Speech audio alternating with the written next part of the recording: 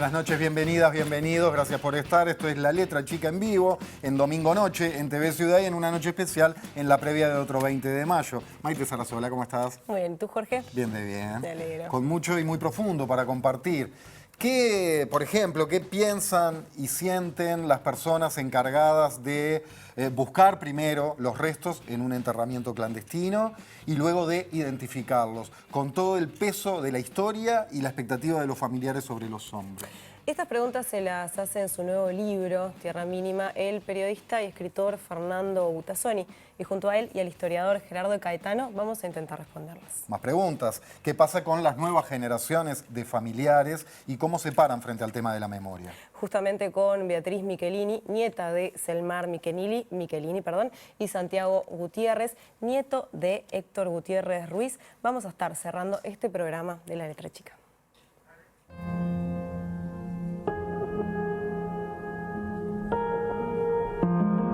Una de las cosas que a mí me llamó la atención es que en el trabajo, digamos, en el recorrido que hice con ustedes, con los antropólogos forenses, los sentimientos contradictorios que se generan cuando se encuentra, hay un hallazgo, se encuentra un cuerpo, ¿no?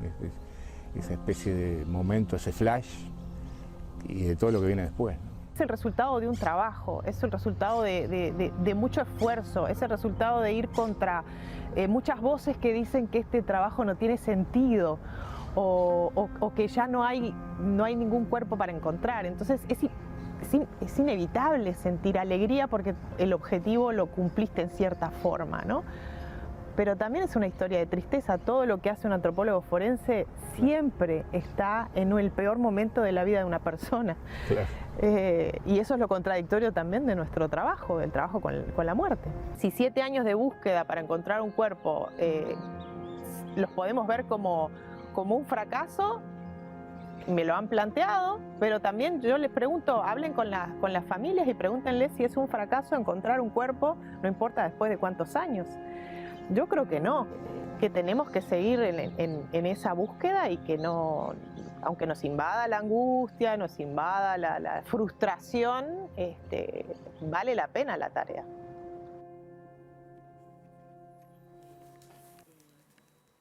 Y para las primeras impresiones frente al tema, ya les damos las buenas noches a nuestros panelistas estables. Camilo Pons Migliaro, ¿cómo estás, querido? Buenas noches. Bueno, muchas gracias. Primero que nada, saludar a madres y familiares, a Crisol, al PIT-CNT, a la FEU y a todas las organizaciones sociales y políticas que llevan adelante, que tiran de la carreta y siguen pidiendo por verdad, memoria y justicia. También quiero hacer un especial énfasis en aquellas organizaciones las cuales los jóvenes son los principales actores políticos. Porque con mucha gratitud hemos visto cómo estos últimos años los jóvenes han tomado la posta en esta búsqueda por verdad, memoria y justicia. Y bueno, siempre es lindo verlos llevando los carteles en la marcha y acompañando a los viejos y las viejas en el 20 de mayo. Así que bueno. Nos sumamos, por supuesto, y particularmente el tema de las nuevas generaciones es un detalle conmovedor. Álvaro Padrón, buenas noches. ¿Qué tal? ¿Cómo estás? Bien, ¿y vos? Bien, y seguro de que vamos a tener muchas emociones hoy, ¿no? Por el perfil de las y los invitados, por todo lo que significa el tema. A quienes vivimos esa época nos va a traer seguro muchos recuerdos, pero poco lo que decía Camilo, ¿no? Cómo tratar de resignificar esto, y creo que el programa de hoy nos va a traer como enfoques nuevos, distintos, perspectivas que creo le van a agregar a la gente que nos ve, quizá información que no tenían. Tratemos de que sea un poco por ahí, ¿no? Karina Núñez, buenas noches, querida, ¿cómo estás? Muy bien, un gustazo de nuevo, en un día muy previo, muy especial y muy sensible, y para ello quiero utilizar este tiempo para leer parte de este cierre de este libro que fue escrito por Evangelio Núñez. Perdóname, vi en la tapa que dice Rodelú. Rodelú, en su segunda edición, con el prólogo del profesor Carlos de Masi. Y está escrito con rojo, porque al decir del profesor, es historia escrita con sangre. En el último tramo dice: ¿y qué decir de las amenazas a distintas autoridades por algún procesamiento a militares? Últimamente ha aparecido un grupo autodenominado Comando Barnix, amenazando asesinar a 3 personas de una lista de 13 jerarcas, magistrados y activistas, si continúan las actuaciones judiciales. 13 personas, entre las que se encuentran jerarcas del gobierno, abogados, magistrados y activistas en defensa de los derechos humanos, recibieron amenazas de muerte por correo electrónico de un grupo denominado Comando Barnix. El mensaje dice que el suicidio del general Pedro Barnix no quedará impune. No se aceptará ningún suicidio más por injustos procesamientos. Por cada suicidio de ahora en más, mataremos a 3 elegidos azarosamente de la siguiente lista: Jorge Méndez, ministro de Defensa; Jorge Díaz, fiscal de corte; y la ex Mirta Gianse; Belén Herrera, profesora y ex vicecanciller; los abogados López Goldaracena, Pablo Chargoña, Juan Errandonea, Álvarez Petraglia, Juan Fagundes y Eve Martínez; el jurista francés Luis Joinet; el activista brasileño Jair Kirchke y la investigadora italiana Francesca Lessa. El grupo toma su nombre del general Pedro Barnix, al cual en septiembre de 2015 fue procesado por la jueza Beatriz Larrieux por el delito de homicidio político de Aldo Perrini, ocurrido en 1974 durante la dictadura cívico-militar. Barnix, cuando concurrió la policía a arrestarlo, se suicidó de un balazo. Estas son algunas de las joyitas que engalanan el funcionamiento democrático de nuestro país al día de hoy. Que no se atreva nadie a pretender juzgar por sus crímenes en dictadura a estos ilustres militares. En fin, que no se han ido ni piensan hacerlo. Por eso, la insistencia en recordar a los ciudadanos en general y particularmente a los jóvenes el cuidado de la libertad y la democracia, que no tengan que carecer de ella para valorarla en su justa medida. Salud, Núñez. Gracias, Karina. Maite. Recibimos entonces a nuestra primera mesa de la noche. Es un gusto enorme recibir a Fernando Butazzoni, periodista, escritor, dramaturgo, guionista. Buenas noches. Buenas noches, y también a Gerardo Caetano, historiador, politólogo y docente de la Gran Universidad de la República. Buenas noches. Buenas noches, ¿qué tal? Bien, bueno, Fernando, quiero empezar contigo. Esta semana presentaste tu libro, que aquí lo quiero mostrar. Este es tu nuevo libro, Tierra Mínima. No es la primera vez que tú escribís sobre cuestiones que tienen que ver con la dictadura, con detenidos desaparecidos, con el dolor. Pero hay algo interesante que vos decís en este libro, y es que la tierra nunca miente. Quiero empezar preguntándote por qué. Y bueno, porque la tierra guarda memoria y tiene cicatrices.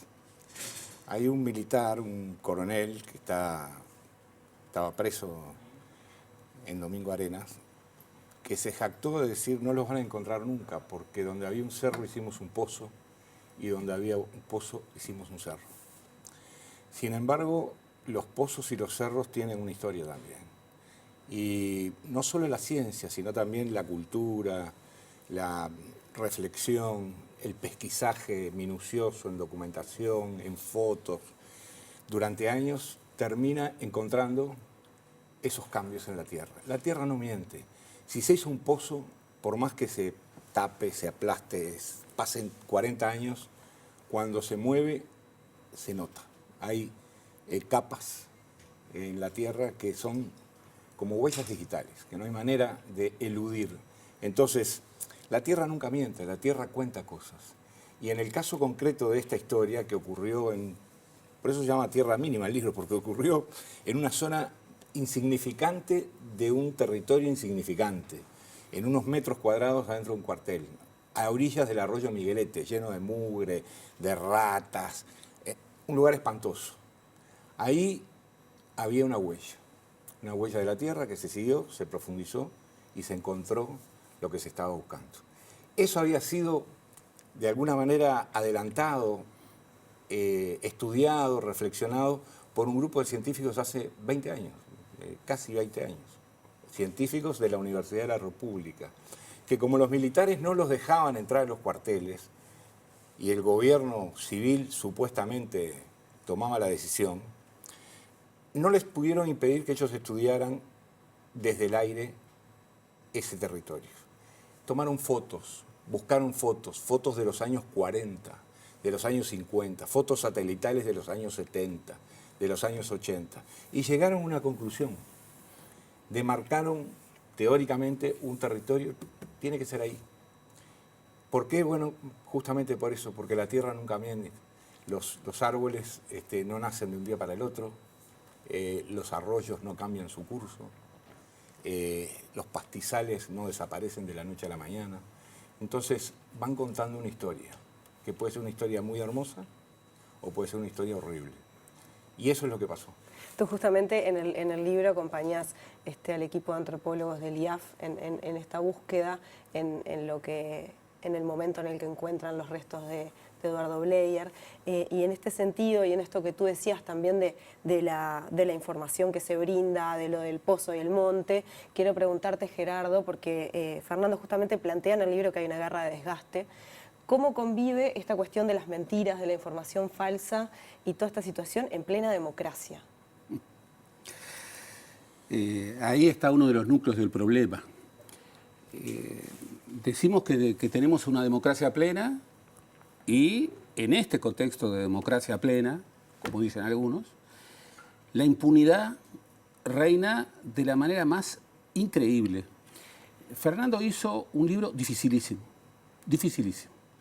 porque había que reconstruir, bien, una operación antropológica que duró pocos días, a pesar de que tenía un trabajo de décadas, pero lo hace reconstruyendo, bueno, ese telón del cyborg, ese telón de la impunidad. Y allí se incorporan cosas terribles. ¿Qué dirías tú que en una democracia, en el año 2005, cuando, y lo debemos recordar siempre, el comandante en jefe de todas las Fuerzas Armadas, que no es otro que el presidente de la República, ordenó que se diera paso, entonces Tabaré Vázquez, se diera paso a los antropólogos para revisar cuarteles, batallones, había varias pistas, pero en forma completamente anómala, ilegal, se estableció el protocolo Tovajaro. El protocolo Tovajaro. ¿Qué era el protocolo Tovajaro? El protocolo Tovajaro era la indicación del entonces comandante en jefe del ejército dando instrucciones sobre cómo tratar a los antropólogos. Ni bienvenidas, ni datos, ni ayudas, ni nada. Nada. Y todavía titulaba que esas eran las pautas de acción sobre la tierra liberada de un terreno perteneciente al ejército en disponibilidad al presidente de la República. Todo eso es una farsa, todo eso es ilegal, va contra la ley y la Constitución. Y a eso se le han sumado, bueno, obstáculos terribles. Este equipo de antropólogos coordinado por Alicia Luciardo, bueno, debió sufrir un robo cuando estaba en el centro de posgrados de la Universidad de la República. Este fue el robo de 2016, para recordar. El 2016. ¿Verdad? Que además tuvo un ingrediente extra, que es que marcaron las direcciones de los integrantes Eso iba a eso. en un mapa. Eso iba. Le sacaron los discos duros de todas las computadoras y luego dejaron un mapa con todas las indicaciones en rojo, agujeritos rojos, sobre los domicilios de todos y de cada uno de los antropólogos. Y esos son apenas 2 de centenares de amenazas, persecuciones. ¿Y qué es lo que sigue vivo entonces? ¿De dónde piensan que viene todo eso? Y bueno, yo creo, y Gerardo me consta que también, Sí. que de una construcción política en la cual los militares siempre tuvieron una cuota de poder, digamos, debajo de la mesa muy importante. Lo que decía Gerardo del documento ese, del protocolo Tovajaro, es vergonzoso. Yo no sé, no lo sé, y creo que nadie lo sabe, si ese protocolo fue conocido y avalado por el ministro de Defensa de la época, del Frente Amplio, o si fue siquiera conocido por el presidente de la República. No lo sé, capaz que no. Pero el documento ese es un documento totalmente subversivo, en el cual se le llama a un territorio cautelado por la justicia, por decisión de la justicia penal, se le llama a disponibilidad de la presidencia, cuando en realidad es de la presidencia. El comandante en jefe de todas las Fuerzas Armadas y por lo tanto el que dispone qué hacer en cada uno de los lugares es el presidente de la República. Y eso ha pasado una vez y otra vez y otra vez y otra vez. Lo que leía Karina sobre el comando Barneix no es una excepción, son amenazas, robos, algunos que ni siquiera trascienden, porque llega un momento en el cual este equipo de antropólogos, por ejemplo, que está conformado por esta gente que está ahora más otra que estaba antes, digo, es un grupo grande, siempre tuvieron un coraje y una voluntad y una decisión a toda prueba, contra viento y marea, sabiendo, lo digo con todas las letras, que estaban en territorio enemigo. Siendo observados, bueno, tú contás en un momento, por ejemplo, que mientras están desenterrando y haciendo las tareas en el marco de lo que fue la aparición de los restos de Blair, que aparece un dron, por ejemplo, Por ¿no? ejemplo, claro. Había aparecido otro, había gente, digamos, merodeando, decenas de episodios, a tal punto que cuando se terminan, yo lo cuento en el libro, cuando se terminan de recuperar los restos, se suben a una camioneta. Era una camioneta blindada de la Presidencia de la República, con 3 autos de escolta, con personal del Servicio de Protección Presidencial, armados, que iban custodiando esa camioneta. ¿Por qué? Es evidente que ahí hay un entramado que sigue funcionando. No es cierto que se están muriendo, que se olvidaron, que no hay más nada. No, no es cierto eso. Hay elementos, hay gente, hay conocimiento que no se brinda. En este sentido, ¿qué es lo que falta? Falta voluntad política. Entonces, hoy Alba, en la conferencia de madres y familiares, decía, exigimos respuestas y la voluntad política que no ha llegado, por ejemplo. Bien, obviamente hay circunstancias diversas, pero la falta de voluntad política plena es algo que, en algunos casos, en forma, bueno, increíble, familiares no fue recibida. Los representantes de familiares detenidos desaparecidos, el primer presidente que los recibe es Jorge Valle, en el año 2000, en el marco de la Comisión para la Paz. Por primera vez se da ingreso a los cuarteles en el año 2005. Y luego, bien, los familiares tienen absoluta razón. Primero, y el eslogan, el emblema de la marcha de mañana.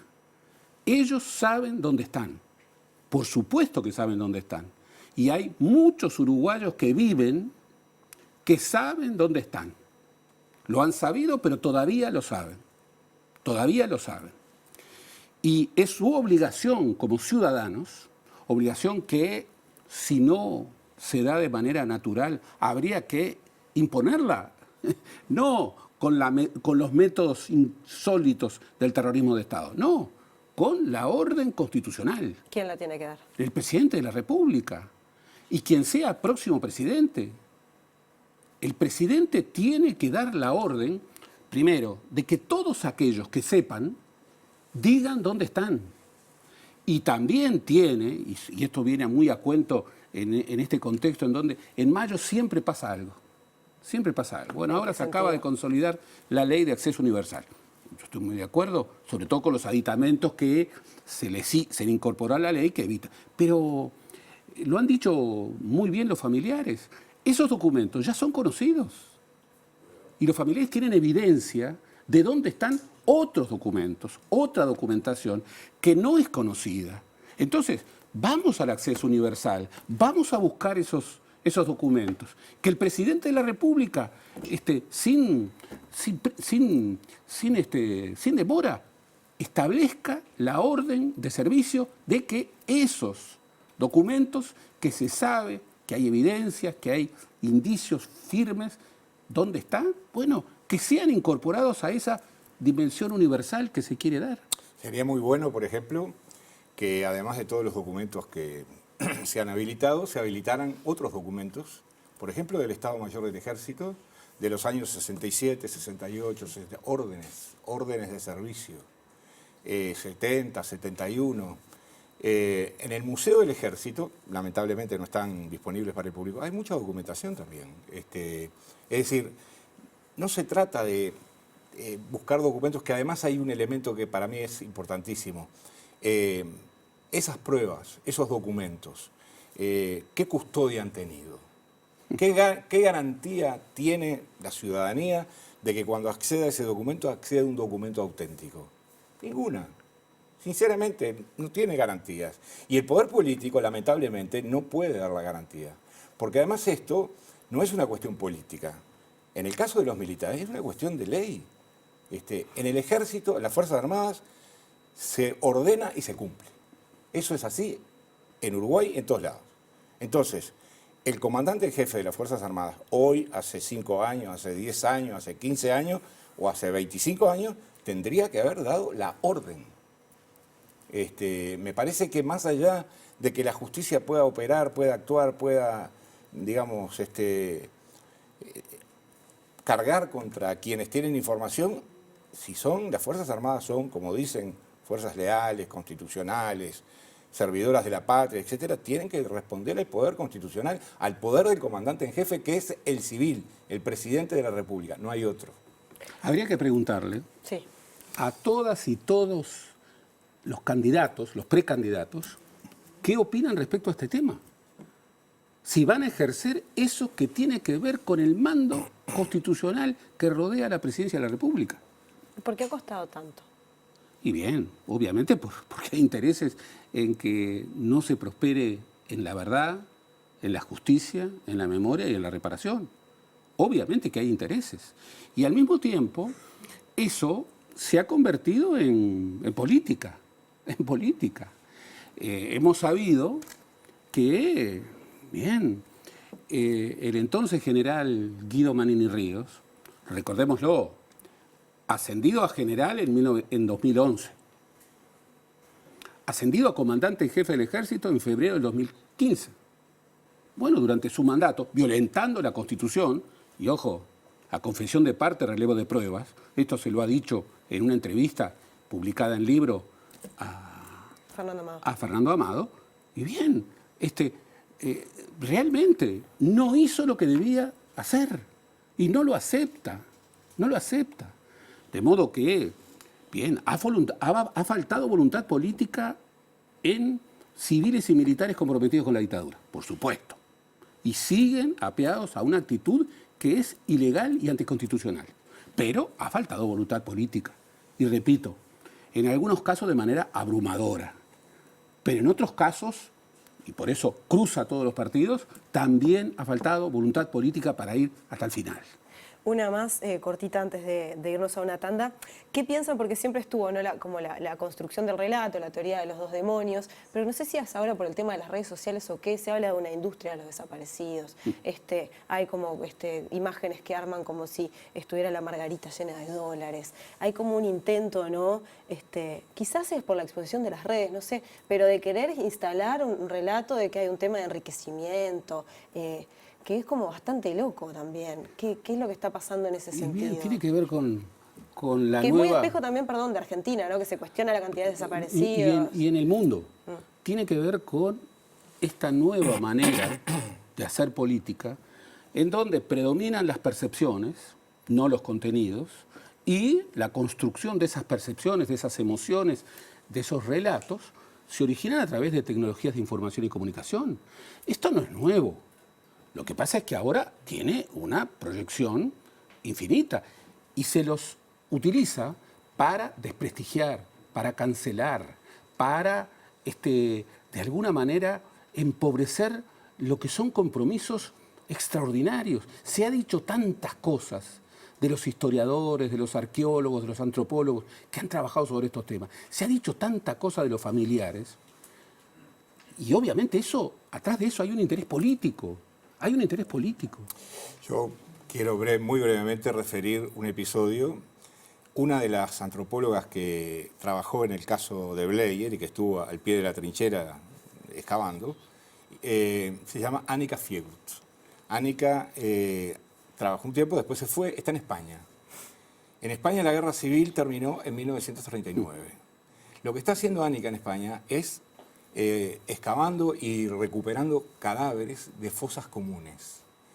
De fosas comunes en pueblos, en pequeñas aldeas, de gente que tenía 20 años, 18 años, niños que tenían el tiro de gracia.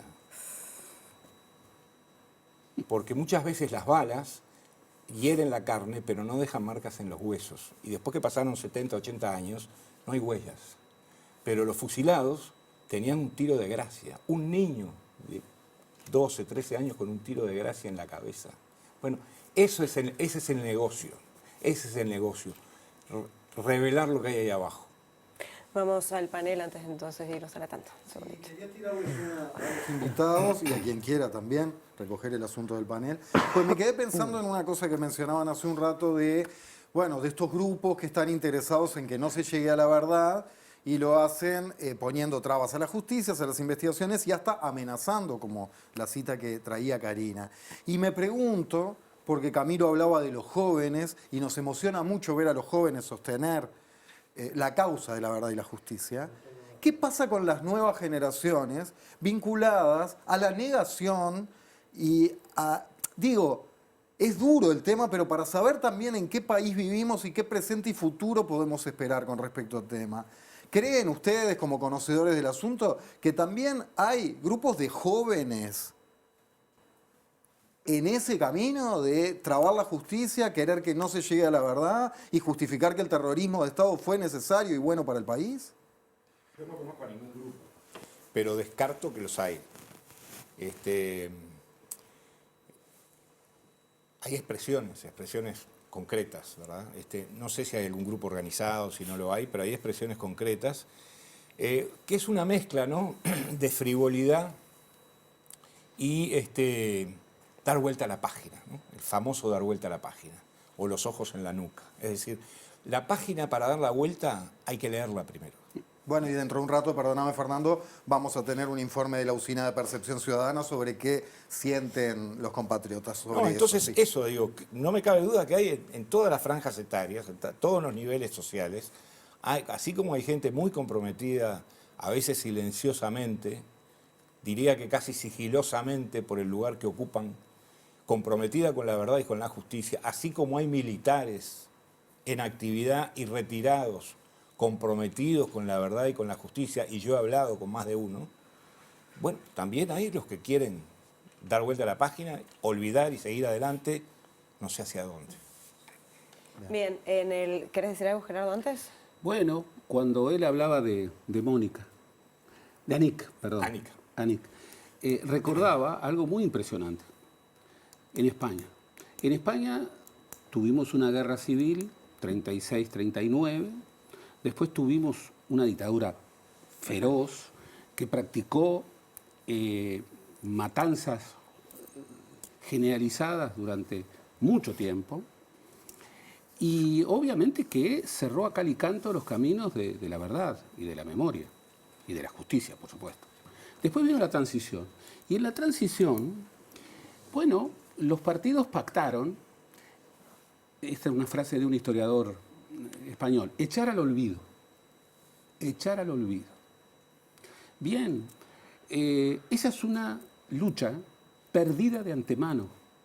Y la historia universal lo prueba. Claro, entre tanto, muchísimo daño. ¿Por qué? Porque cuando empezaron los nuevos movimientos por la memoria histórica en España, bien, las nuevas generaciones ya no eran los hijos, a veces ni siquiera los nietos, eran los bisnietos. Y muchas veces recogían pistas que tenían que ver, por ejemplo, con un recuerdo de generación en generación de que las viejas, la resiliencia de las mujeres, las viejas en un momento del año tiraban pétalos de rosas en determinado lugar. Y con esa pista fueron y cavaron. ¿Y qué encontraron? Huesos, restos, tierras mínimas, memoria. De modo que es muy impresionante cómo se puede llegar a la verdad y a la memoria. Es admirable lo que Fernando hace en este libro y lo que él refiere como operación extraordinariamente rigurosa del equipo de antropólogos. Pero es una lucha que no tiene fin, no hay punto final, por definición. La seguimos en unos minutos con ustedes, con el panel y también con un móvil de J, quien va a estar con Gerardo Bleier y también con el antropólogo Gustavo Casanova. Ya venimos.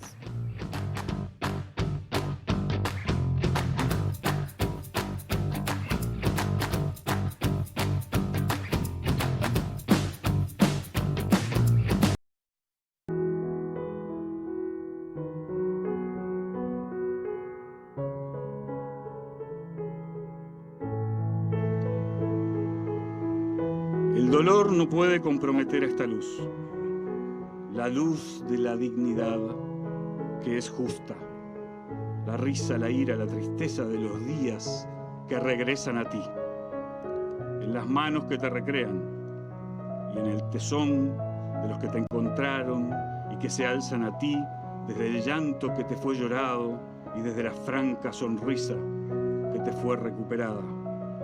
Como lo más puro de ti, lo vital, la alegría de vivir, la iluminación de tus huesos, la verdad, la resurrección de tu espíritu, la generosidad, esa ética de la entrega desinteresada del tiempo propio para expandir la libertad y la igualdad como un bien común.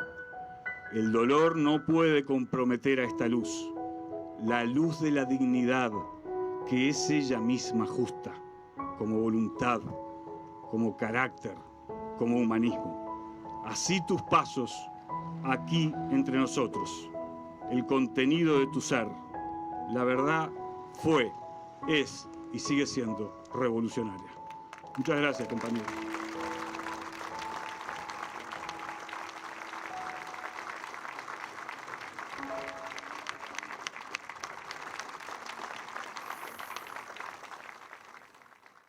Llegando casi a las 9 menos 20 de la noche en este domingo de la letra chica, o sea, menos de 24 horas de la 29ª Marcha del Silencio. Lo digo en singular por decirlo, porque son decenas por todo el país e incluso algunas en el exterior.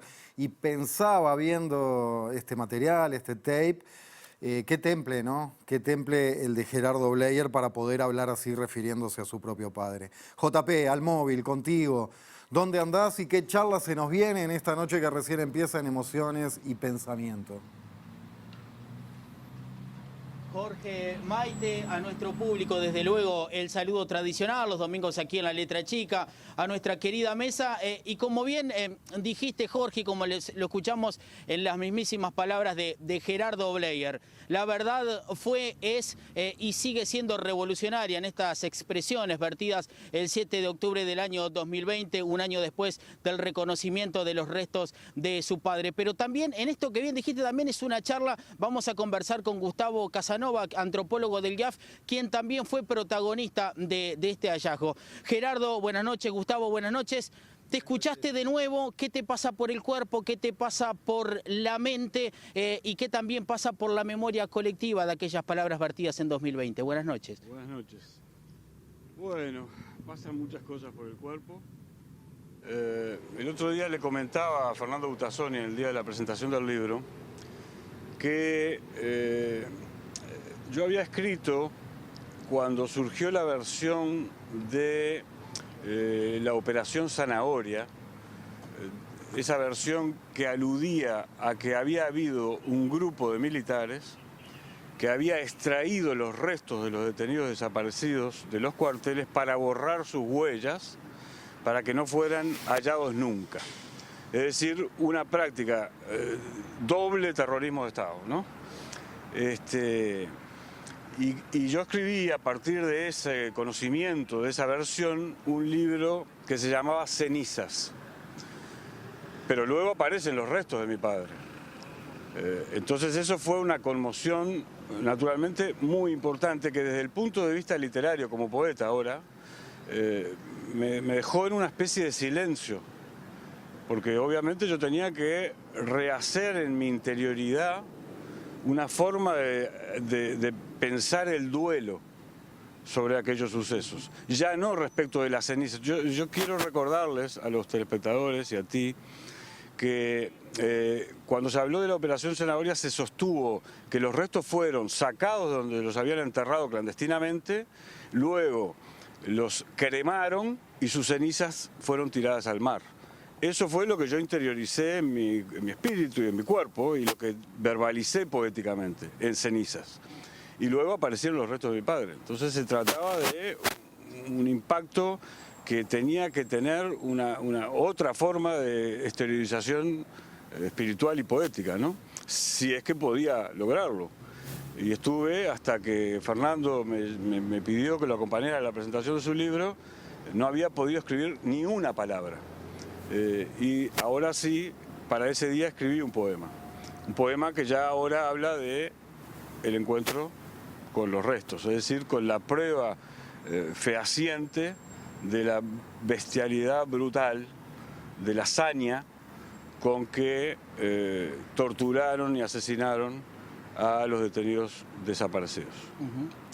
Gustavo, en la presentación del libro justamente Caetano decía algo que es maravilloso, que la historia quizás debía llamarse una especie de antropología, digamos, como cambiarle el nombre en virtud de que la historia era un relato consciente y que la antropología era una recopilación de materiales inconscientes de los protagonistas de la historia. Te saludo en esta noche, bueno, ¿qué te merece esta reflexión?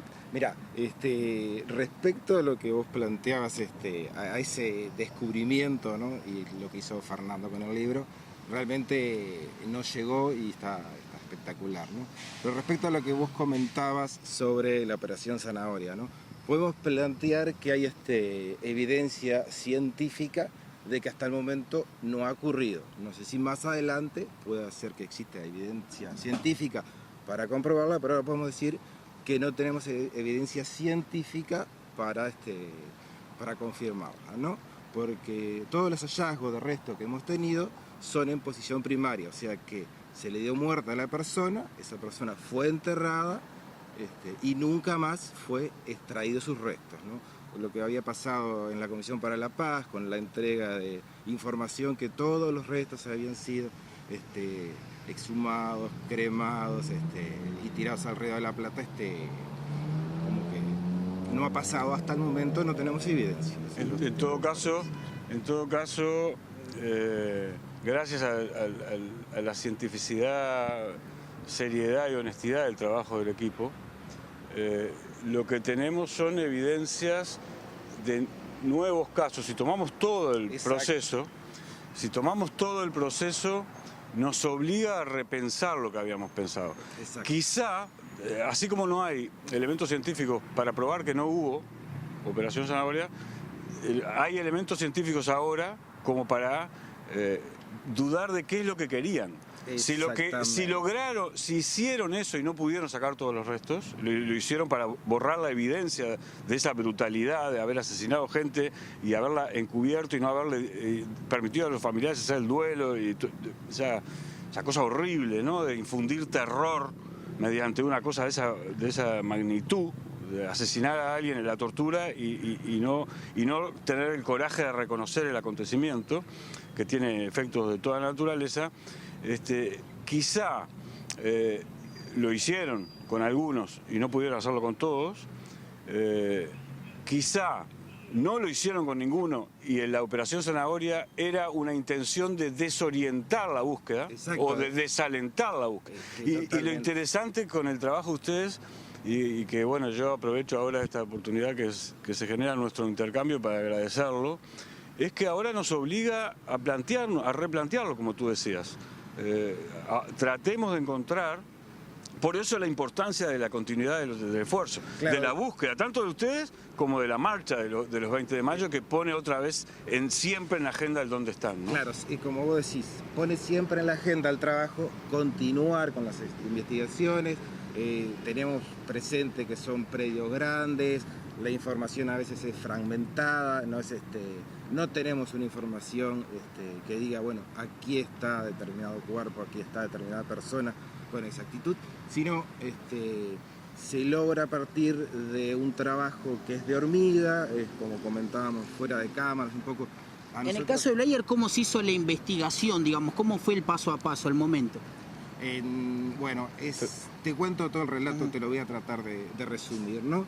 En el batallón 13, ahora es Servicio de Transporte del Ejército, se empezó a trabajar 2005 y 2006, ¿no? Que hubo el hallazgo de Miranda.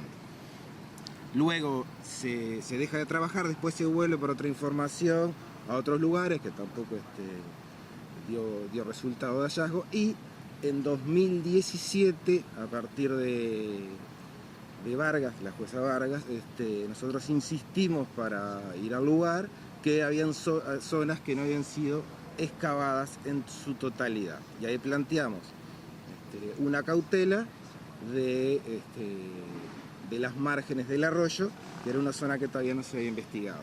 Y es a partir de la investigación sistemática que se logra el hallazgo de Bleya. Porque lo que nos planteamos era, cada zona cautelada se excava el 100% del área, ¿no? No se deja ni un metro sin excavar. Cautelamos 10.000 metros cuadrados, se excavan esos 10.000 metros cuadrados. Con la idea que ahí se excavó y sabemos que no hay nada y ya se deja ese lugar, no se investiga más. Porque si uno trabaja dejando algún lugar, terminás a la larga volviendo y eso va a insumir más tiempo, más trabajo, volver sobre los lugares. La idea es, se cautela una zona, se excava en su totalidad y bueno, y ahí creo que los hallazgos que hemos tenido fue a partir de esa sistemática también de se toma una zona y se excava el 100% del lugar. Gerardo, ¿cómo te enterás vos? Y también contame ese pálpito, ese pensamiento en voz alta que también irrumpió la sociedad, que desde que encontraron los restos de Miranda en 2006, vos empezás a tener la sospecha, la certeza y también empezás a trabajar desde otro lugar y decís, bueno, quizá mi padre esté por ahí también. Sí, los familiares de los detenidos desaparecidos nunca nos resignamos a la posibilidad de encontrar los restos.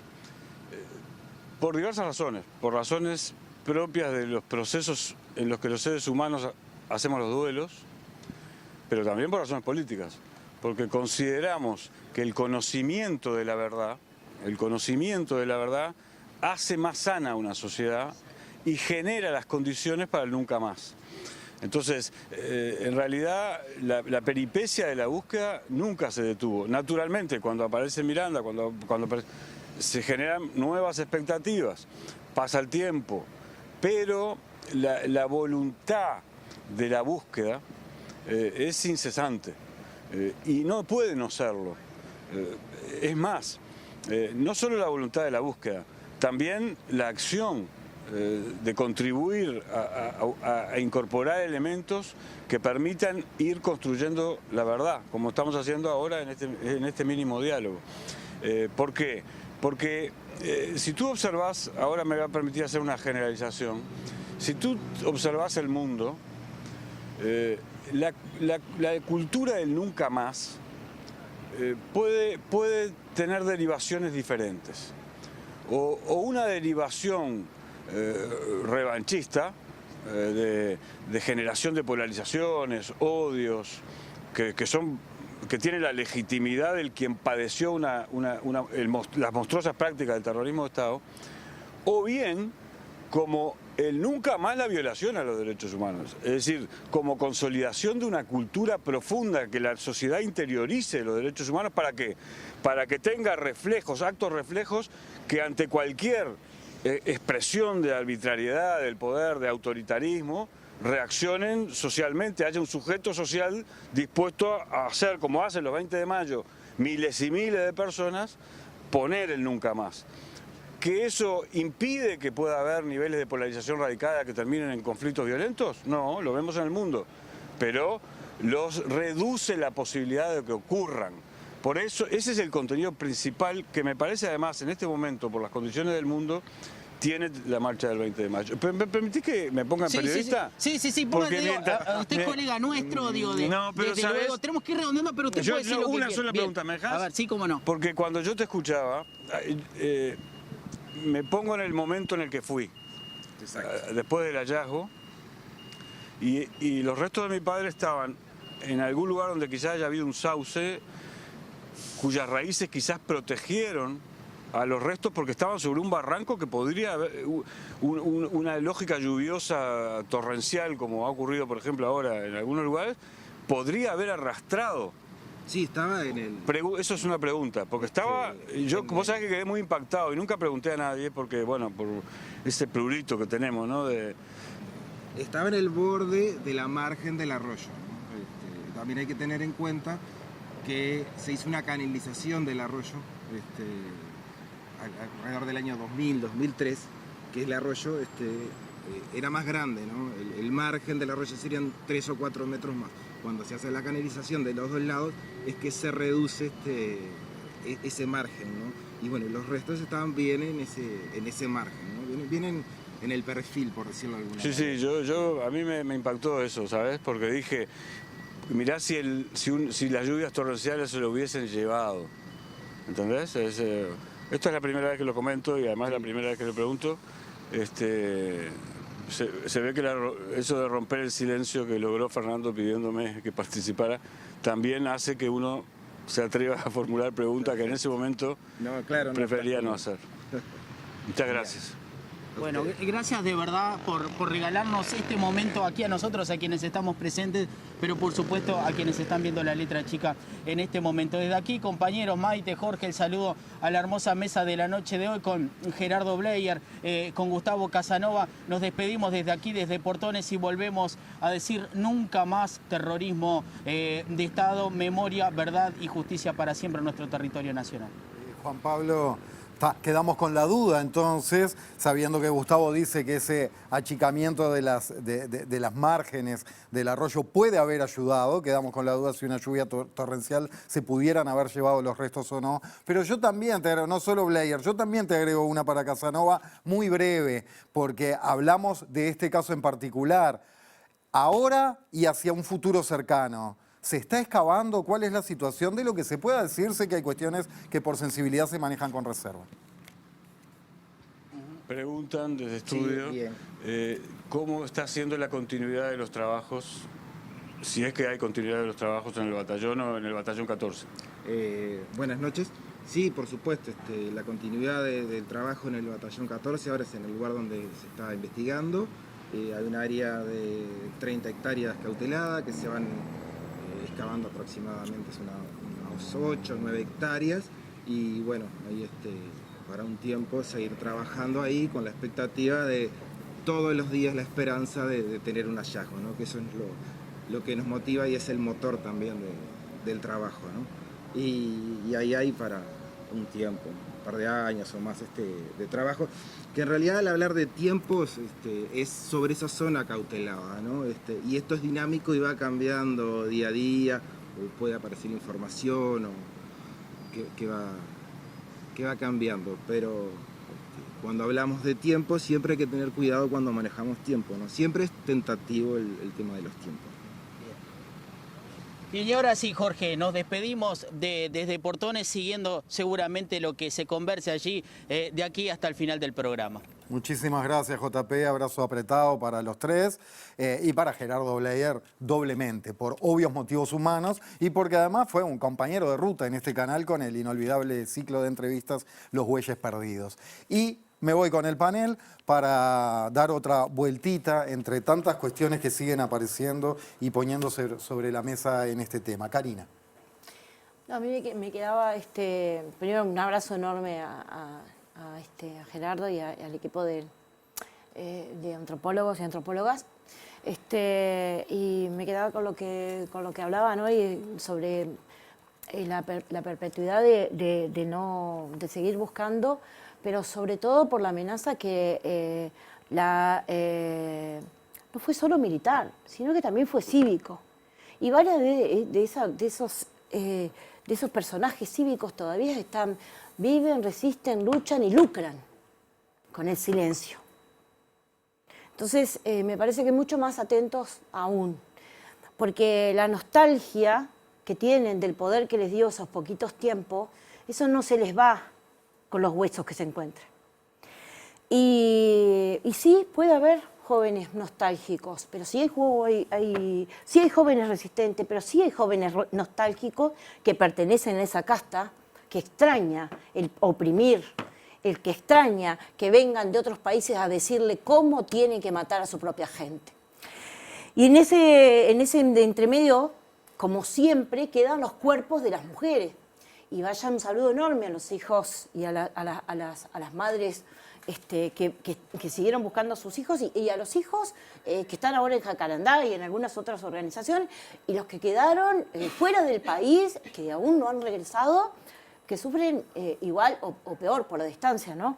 Pero entender que esto no va a tener un fin hasta que no se encuentre el último, y que sobre todo cada 20 de mayo se reafirma el hecho de que no estamos con ganas de quedarnos sin saber dónde están. Camilo. Tomo esto que comentaba Karina recién y también lo conecto con lo que había dicho Fernando hace un rato sobre la posibilidad de que haya jóvenes nostálgicos del terrorismo de Estado. Concuerdo en que no me cabe la menor duda que alguien tiene que haber, como siempre. Pero con mucha alegría podemos decir, con mucha alegría y orgullo podemos decir que en Uruguay hay discusiones que ya las hemos dado o ni siquiera las hemos tenido que dar, que son mínimos éticos incuestionables, son cuestiones con las que no son intransigentes. Y eso se vive en el día a día y se materializa en la militancia política, en la lucha de estas organizaciones juveniles que yo saludaba al principio del programa. Y me parece muy importante, muy importante hablar de eso. Porque este creciente aumento de la participación juvenil en la marcha del 20 de mayo tiene un trasfondo de un trabajo militante de hormiga, de acompañar esta causa tan justa y que tiene tan intrínseca a la vida, a la convivencia democrática en el Uruguay, que vale la pena que eso sea mencionado y sea saludado. Yo creo que este tema revuelve el rejunte de expresiones más crueles y más oscuras de la vida política de nuestro país, pero es algo con lo que particularmente la juventud ha sido intransigente y me parece que es algo que nos tendría que enorgullecer, pero increíblemente. Yo he tenido experiencias realmente emocionantes. Yo recuerdo que con el gremio del Zorrilla, todos los 20 de mayo, si caían en un día hábil, o bueno, de lo contrario, el día hábil más próximo, pasábamos clase por clase en el Liceo Zorrilla y teníamos como una tradición que creo que sigue viva ahora, tendrá que consultarlo, pero estoy casi seguro que sí, que se leían los nombres de todos los desaparecidos vinculados a la vida educativa, tanto docentes como alumnos. Y después de cada nombre, la consigna era que todos los estudiantes de la clase dijeran presente. Eso en todas las clases de todos los turnos del Liceo Zorrilla. Y es una emoción increíble pararte a decir los nombres, porque yo estuve en ese rol, adelante de una clase, pedir permiso al profesor, que los profesores jamás hayan cuestionado esa actividad, hayan cedido minutos de su clase, pararte adelante del estudiantado y que después de cada nombre, toda la clase al unísono, sin que faltara un solo estudiante diga presente. Es muy emocionante realmente. Entonces me parece que está bueno saludar eso también y reconocerlo, que son mínimos éticos con lo que la juventud uruguaya no ha transgredido ni piensa transgredir, y no vamos a transar nunca con la posibilidad de que después de ver testimonios como este se le llame lucro a seguir persiguiendo y persistiendo en la búsqueda de memoria, verdad y justicia, que a su vez es construcción de vida democrática y de nuestra historia, ¿no? Que es la semilla que siembra el campo de una sociedad democrática futuro y lo que nos va a impedir y nos va a garantizar una convivencia democrática y que nunca más haya terrorismo de Estado. Álvaro. A ver, yo más que un comentario me gustaría aprovechar a Fernando y a Gerardo, que son además dos personajes que han abordado de manera muy particular estos temas, ¿no? Con una amplitud, con una diversidad en su enfoque, con una profundidad. Hay dos cosas que quiero pedirles que comenten. La impunidad tiene muchas dimensiones, ¿no? Y anduvo en la vuelta una impunidad que está muy presente y poco discutida. Los delitos económicos de la dictadura. Y Karina algo decía, ¿no? La dictadura fue civil y militar. Y hubo quienes se aprovecharon de la impunidad para enriquecerse. Robaron las arcas públicas, pero no fueron solo los gobernantes, ahí había empresarios, había banqueros, había gente que está viva, que tiene las mismas empresas incluso. Se beneficiaron del modelo económico, y ese fue uno de los objetivos del golpe de Estado, no solo en Uruguay, sino en América Latina. Se instaló el modelo neoliberal, el mejor de sus exponentes fue Pinochet. Fue un gigantesco robo a los trabajadores y trabajadoras y a los jubilados y jubilados. Fue una transferencia de recursos hacia el capital, pero también hubo uso de dineros públicos para salvar empresas, compraron bancos fundidos, financiaron negocios ruinosos en áreas como la vivienda, la industria pesquera, frigorífico, sistema financiero, medios de comunicación que hoy existen y que apoyaron a la dictadura y se enriquecieron. Eso sigue impune. Nos cuesta muchísimo poner el foco allí, no solo Uruguay, en cualquier país de la región. Donde se avanzó más fue en Argentina en esto.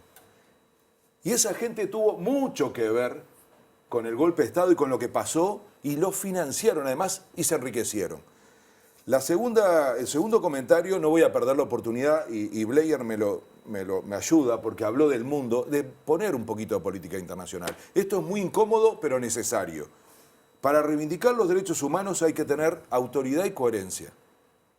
Y no es un tema solo del pasado, están pasando cosas ahora en la región, vinculados a la violación de derechos humanos. Y como dije hace un rato, tanto Gerardo como Fernando tienen esa amplitud y han sido protagonistas de denunciar situaciones en la región. Recuerdo una carta sobre la situación de Nicaragua, de un enorme valor, de una enorme importancia política para poder tener credenciales para discutir estas cosas. Y quiero también que sobre eso, si pueden, hagan un comentario. Bien, quedan planteados los dos temas de Álvaro. Bueno, evidentemente desde el punto de vista económico, el neoliberalismo más brutal se implantó a sangre y fuego, y fue en Chile. Y el presidente Boric, cuando asumió, dijo, si Chile fue la cuna del neoliberalismo, debería ser también su tumba. Es decir, que son procesos que nacieron bañados en sangre, no solamente en Chile, en todas partes. Y fueron procesos con intereses económicos gigantescos. El golpe de Estado en Chile fue propiciado y financiado por una empresa multinacional norteamericana llamada ITT. Hay documentos, libros escritos sobre eso. Señores muy serios que trabajaban en Washington, que nunca se habían ensuciado las manos de traje y corbata, fueron los que propiciaron toda esa telaraña que terminó con el golpe de Estado en Chile. Y acá pasó lo mismo. Acá hubo, si uno revisa los medios de comunicación, lo que va quedando, porque muchos han ido eliminándose de los archivos, uno ve una campaña de desprestigio, de deterioro, de acoso, no a un partido, no a un gobierno, a la estructura democrática del país, que propició que eso se fuera convirtiendo en otra cosa y terminara en un golpe de Estado que generó a su vez enormes beneficios para algunos medios de comunicación, para algunas empresas, para algunos grandes estancieros. Nada nuevo bajo el sol. Ahora, yo creo que no hay ninguna riqueza totalmente impoluta en este mundo, ¿no? También creo que lo más urgente a veces posterga cosas que son muy importantes.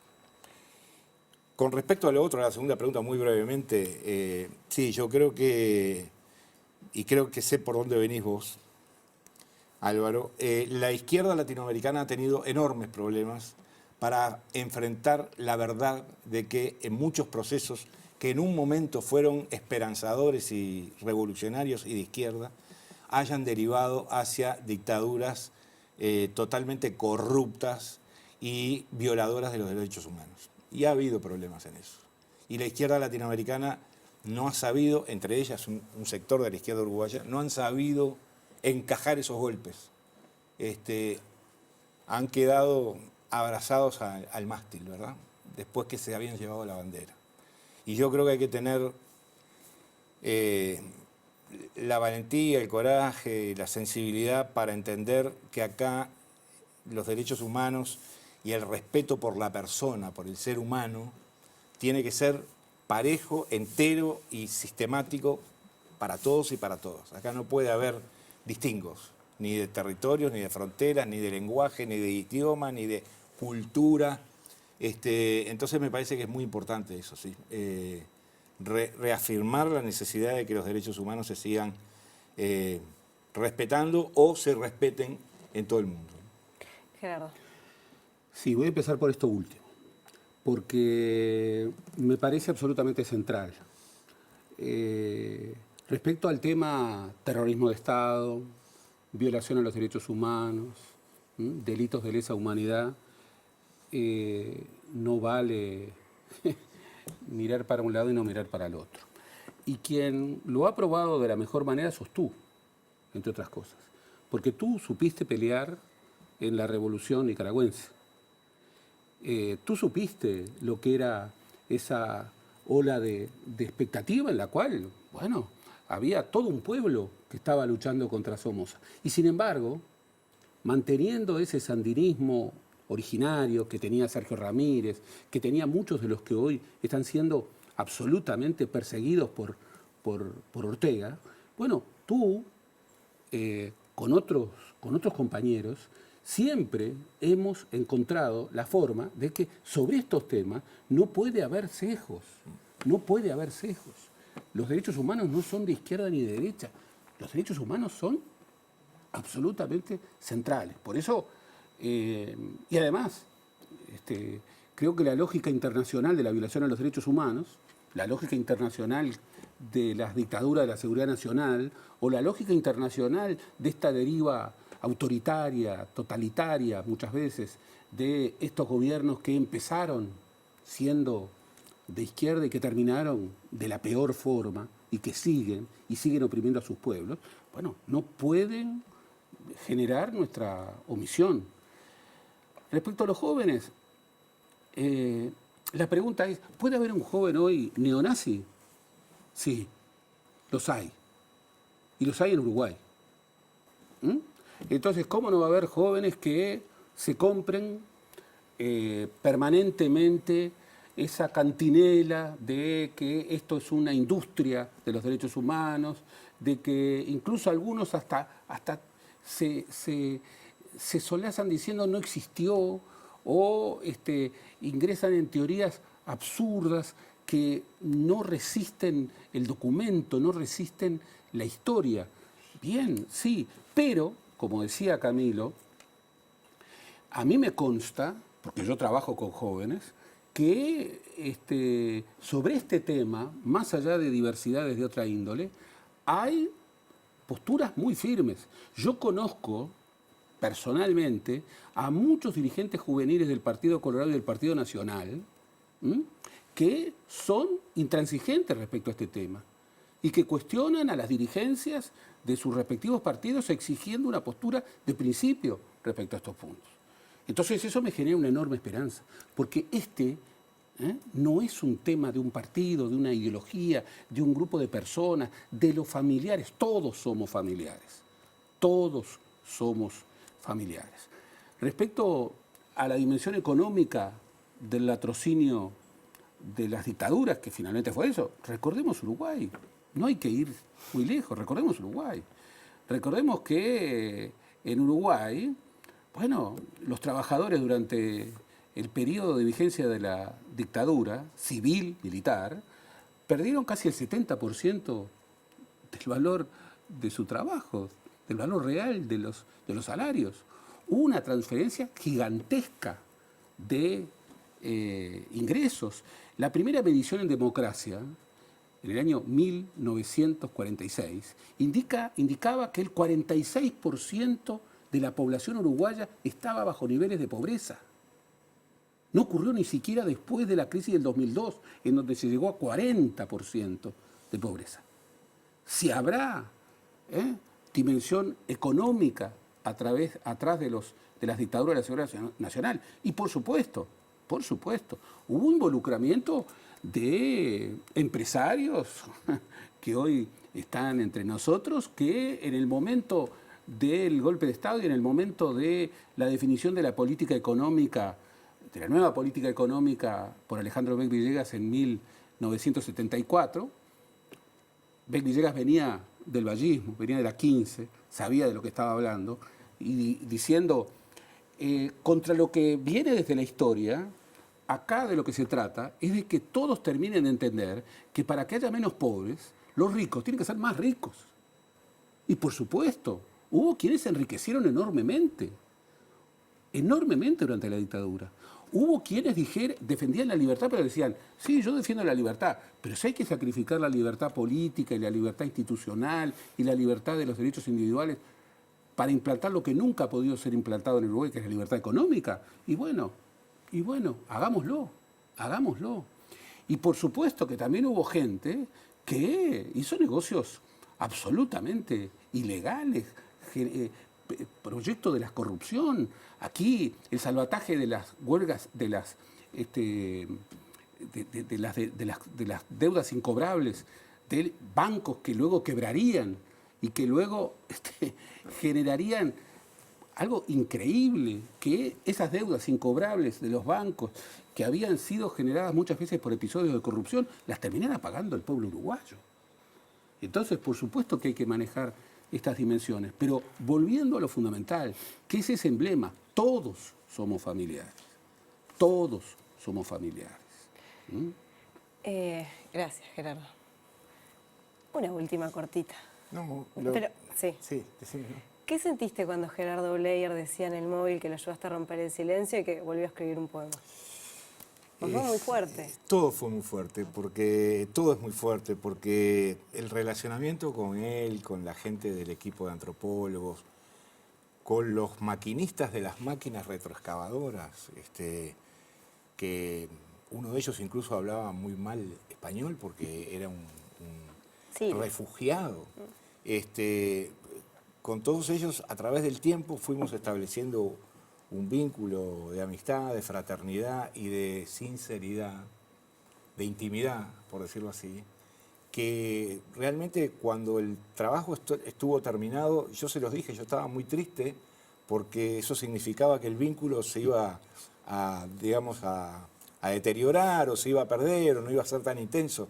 Y ellos me respondieron de la manera más hermosa posible, que fue yendo todos con sus familias a la presentación del libro. Ahí estaban los antropólogos con sus mujeres, las antropólogas con sus maridos, sus hijos, sus padres.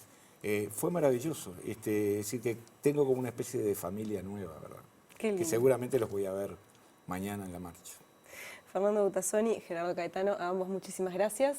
Queda hecha la invitación a ustedes de ir a buscar el libro Tierra Mínima de Butazzoni, que es parte de la historia, el presente y también el futuro de nuestro país. Y para irnos, leerles una breve cosita. Un desaparecido es alguien forzado a atravesar todos los límites para ubicarse en un territorio dominado por la incertidumbre. Es quien es sin ser, quien está sin estar. Emerge un trastorno simbólico, un vacío, viene el desespero y luego la desesperanza y después la porfía, hasta que por fin lo encuentran y comienza el retorno. No hay celebración sino duelo, no hay alegría sino tristeza. Las verdades de unos prevalecen, las mentiras de otros se derrumban. El empeño sigue. Como un viajero del tiempo, el desaparecido regresa de aquella aparente nada del pasado y se hace presente.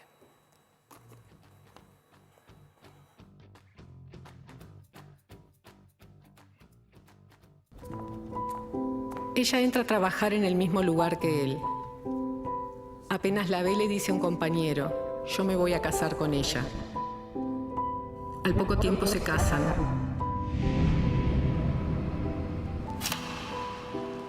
Nacen Gabriel, Marcelo, después nazco yo. Nos mudamos, planta un naranjo en el fondo. Sigue con su diario, escucha música, nos cocina. Toca tiempo de extrañarnos. La abuela se tiene que venir con nosotros. El naranjo sigue creciendo, nosotros también. Los tíos nos llevan de vacaciones. Vuelve la democracia. Mi madre planta rosas para esperarlo. Regresa para mis 15. Vienen mis amigos, festejamos.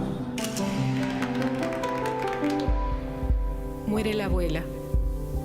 Lo veo llorar como nunca. Dice que el tiempo está pasando muy rápido.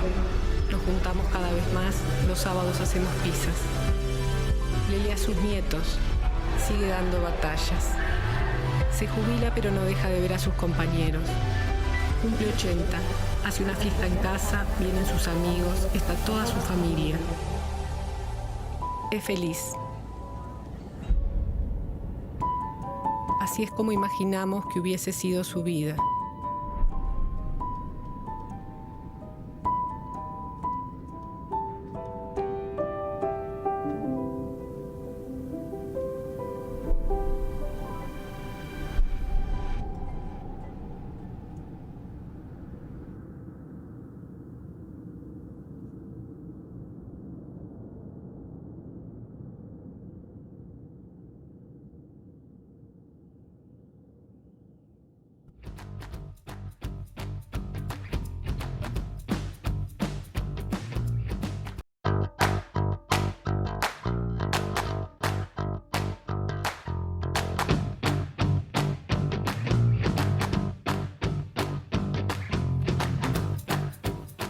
Y hablando de nuevas generaciones, un tema que fue recurrente en el correr de la noche, vamos a conversar a continuación con una nieta y un nieto, nada menos que de 2 de los 4 asesinados allá en 1976, que hacen que el 20 de mayo sea el 20 de mayo, que fue la fecha del asesinato, 20 de mayo de 1976.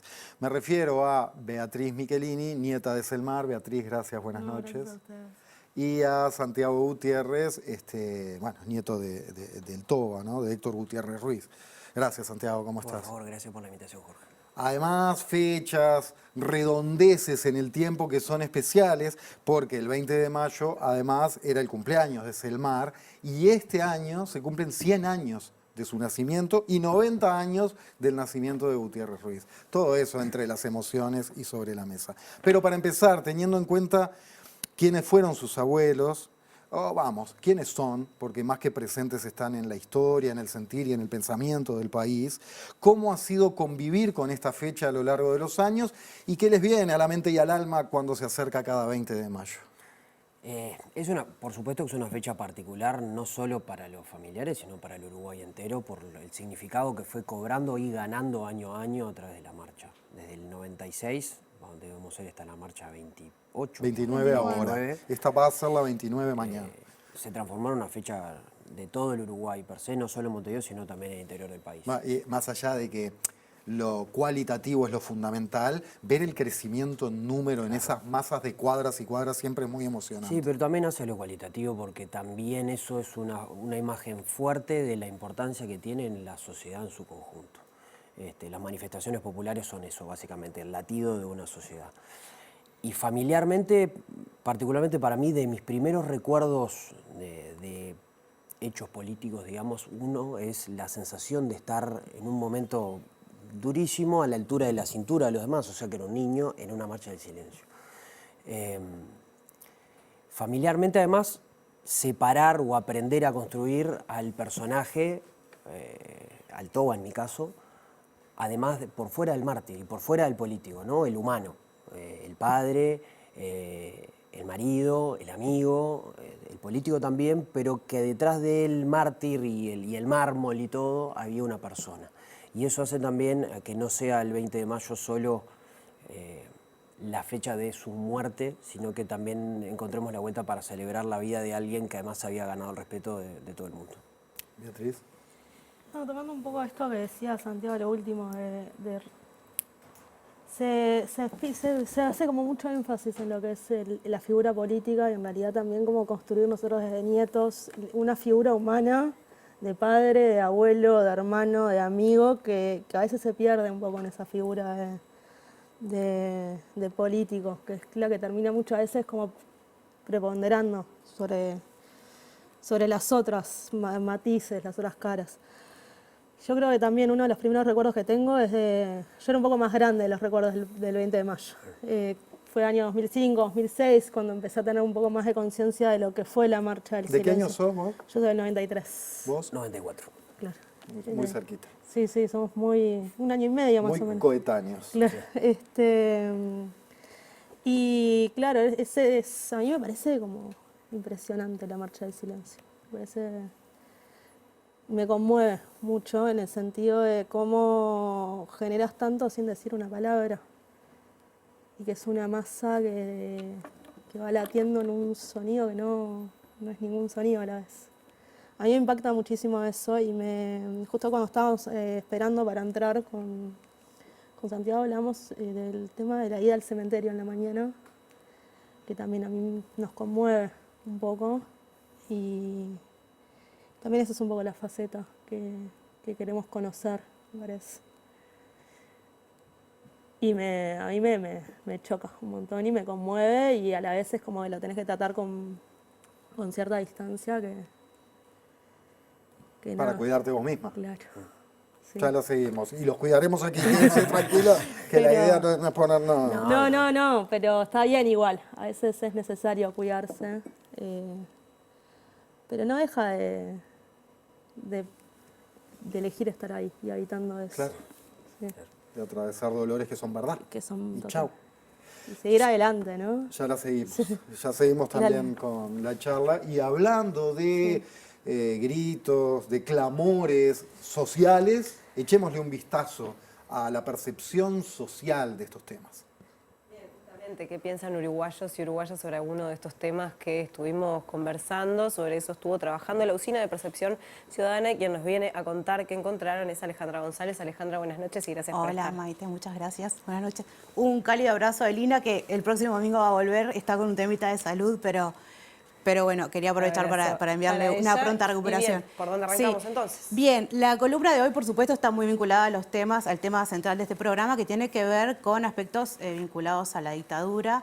El primer panel plantea una de las consultas que le hicimos a quienes integran el panel de la Usina de Percepción Ciudadana, que es justamente ¿qué tan de acuerdo está con esta frase que a veces es tan resonada de que el golpe de Estado es un tema del pasado y es necesario dejar de debatir sobre este tema? Esta fue una de las consultas que le hicimos al panel, y en este sentido vemos que esta placa particularmente también integra aspectos vinculados a lo político partidario, que ahora vemos. Que se ven diferencias. Exactamente. Bien. ¿Cuáles son las diferencias? En primer lugar, la columna de la izquierda plantea justamente la percepción del total de la ciudadanía acerca de esta frase: el golpe de Estado es un tema del pasado y es necesario dejar de debatir sobre este tema. Los colores más rojizos tienen que ver con desacuerdo sobre esta afirmación. Y ahí vemos claramente que más de la mitad de la ciudadanía está en desacuerdo en que hay que dejar de debatir sobre el golpe de Estado. Considera que se tiene que seguir hablando del tema. Exacto. Después, los colores más en verde plantean hay un 19 y un 18% de las personas que están de acuerdo o muy de acuerdo con esta afirmación, es decir, que se deje de debatir sobre el tema, pero claramente es muy superior el porcentaje de gente que entiende que no hay que dejar de debatir del tema vinculado a la dictadura, al golpe de Estado. Después, si vamos puntualmente al desglose por quienes dicen haber votado al Frente Amplio en las últimas elecciones nacionales y a la coalición multicolor, vemos que ahí las tendencias se revierten bastante. En lo que tiene que ver con los votantes frente amplistas, hay un 81% que no está de acuerdo o está muy en desacuerdo en que no se debata más sobre el golpe de Estado y que es un tema del pasado. Bien. Después, si nos centramos puntualmente quienes dicen haber votado a la coalición multicolor, vemos que ahí el resultado es muy diferente también. La contracara es que solo hay un 18% de los votantes de la coalición que no están de acuerdo con esta afirmación. O sea, que hay un 18% que dicen, bueno, sí, hay que seguir hablando de este tema, hay que seguir debatiendo, Exacto. Pero un 70% que hay dicen que ya está. Hay un 70% que dice: estoy de acuerdo con que se deje de debatir sobre el tema del golpe de Estado, que es un tema del pasado. Bien. Si bien no está en este gráfico, pero sobre todo planteando algún aspecto que lo traía Camilo, son las personas más jóvenes quienes más en desacuerdo están con que esto es un tema del pasado. Esto como a diferencia de lo que sobrevuela muchas veces, que la juventud no está comprometida con los temas y demás. Así que bueno... La juventud dice que sí, que hay que seguir hablando de esto. La juventud es quien más dice, en un 62%, no están los gráficos, pero bueno, uno de los desgloses es la gente más joven, de entre 18 y 29 años, quien más en desacuerdo está con que se dé vuelta a la página, claro. ¿no? Y bueno, ¿qué más estuvieron trabajando entonces? Bien, la próxima placa lo que releva justamente es, en términos generales, cómo cree la ciudadanía que han sido las medidas llevadas a cabo en el Estado. Esto no habla de un periodo particular, no es sobre este periodo de gobierno en específico, sino que habla en general, las medidas del Estado. Y acá vemos también que hay diferencias según las simpatías político-partidarias, y en el caso del total de la ciudadanía, vemos que hay un 56% de la población que plantea que las medidas han sido insuficientes o totalmente insuficientes en esto de las medidas llevadas a cabo por el Estado para conocer lo sucedido con los detenidos desaparecidos, ¿no? Si nos centramos, por ejemplo, entre quienes dicen haber votado al Frente Amplio en las últimas elecciones nacionales, ahí vemos que hay un 82% que plantea que las medidas son o totalmente insuficientes o insuficientes. Y por otro lado, entre quienes han votado, dicen haber votado a la coalición de gobierno, se revierte lo mismo que pasaba en la primera placa, ¿no? Vemos que solo un 28% entiende que las medidas son totalmente insuficientes o insuficientes, y la gran mayoría, o sea, un 63%, que son estas dos últimas franjas de abajo, entienden que las medidas son suficientes o totalmente suficientes. Ahí parecería que las preferencias político-partidarias también determinan la opinión de la ciudadanía, ¿no? Claramente. Y para cerrar, ¿qué tenemos? Mira, la última placa, lo que quisimos también relevar es si la ciudadanía entiende que podría haber un nuevo golpe de Estado en nuestro país, y en este sentido lo que vuelcan las respuestas es que hay un 66% de las personas que entiende que no, mientras que hay un 16% de ellas que dice que sí, que entiende que podría llevarse a cabo un nuevo golpe de Estado en nuestro país. Muy bien, Alejandra González, muchísimas gracias por estos datos. Gracias. Bien, fuertísimo la diferencia, ¿no? Impactante entre votantes del Frente Amplio o de la coalición multicolor, en lo que refiere tanto a la evaluación de políticas como a el dar o no vuelta a la página. ¿Qué impresión les genera eso? A mí ninguna. ¿No te sorprende?